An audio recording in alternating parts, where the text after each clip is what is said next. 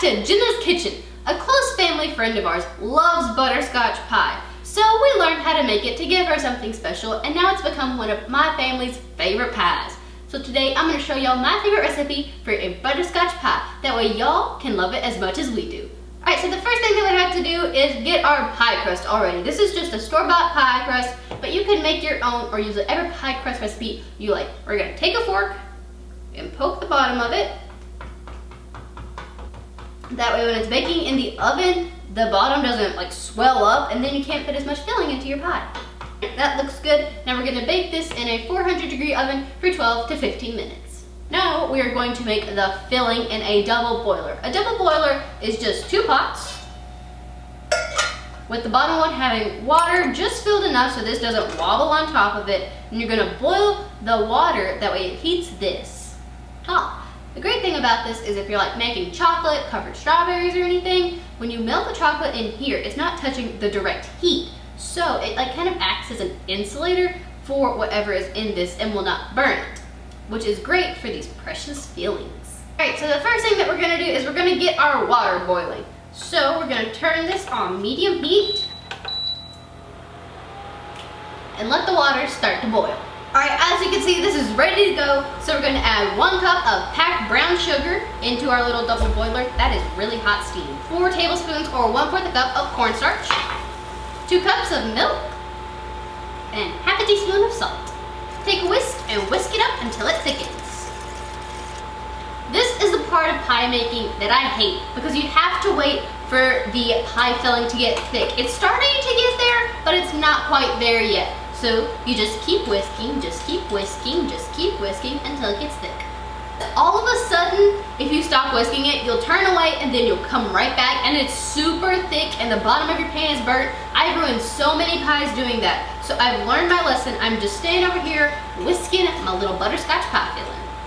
All right, now we're gonna add 2 egg yolks, but first we're gonna take a little spoon, ooh, that's hot, of our mix, put it into the egg yolks and mix it up. This is called tempering your egg yolks because you don't want to put them into the mix really quickly and then them scramble at the bottom. That would not be good. So you just temper them. All right, they're ready to go. Put them into your butterscotch pie filling and whisk it up. Okay, now that this is all ready, we're gonna turn this off, put it on this, give it a good whisk, and add butter and vanilla. All right, we have 1 tablespoon of butter. We're just gonna put it right into our mix. And a teaspoon of vanilla. Keep whisking this until you're very sure the butter is all melted in there. That way it's not hiding and you don't get a big chunk of butter. I think we're good. Now it's time to put our pie filling into our pie crust. Alrighty, we're going to take the top pot that has our pie filling, get our pie crust close, and pour it in. Alright, smooth it out so there's no like wrinkles in the pie. We want it to look really pretty and smooth. Now we're gonna bake this in a 400-degree oven for 5 minutes or until the top gets brown. We're gonna put this on a cookie sheet, that way we can handle it easier getting it out of the oven and putting it into the oven. Normally when you make a cream pie, the stuff that's on top is meringue. I'm not a huge fan of meringue. I think it looks like calf slobber and it really doesn't have a taste. It tastes like air. So I'm gonna make some whipped cream with some butterscotch drizzled over it to go on the top of our pie. To make our whipped cream, we have 1 cup of heavy whipping cream and a 1/4 cup of sugar. Take our handy dandy whisk and whisk it up.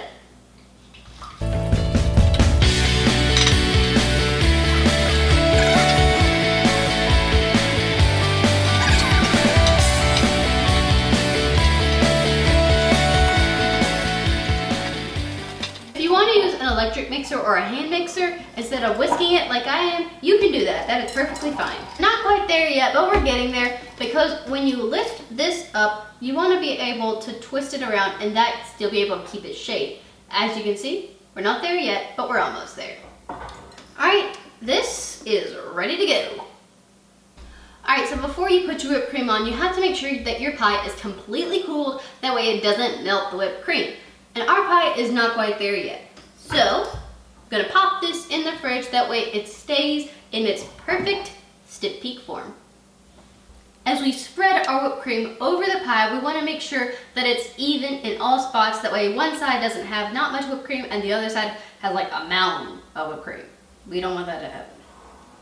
And then we're going to drizzle on some butterscotch drizzle. And then boom, your pie's ready to go. Here is the butterscotch pie that we made today. I hope you guys enjoyed this recipe. It's a great way to make one of your favorite cream pies if you don't like the meringue like me, with a butterscotch whipped cream drizzle. And if you want to, you can make the normal meringue. If that's your cup of tea, it's just not mine. Don't forget to like this video, comment your favorite cream pie down below, share this recipe with your friends, subscribe to Jenna's Kitchen, and y'all have a great day.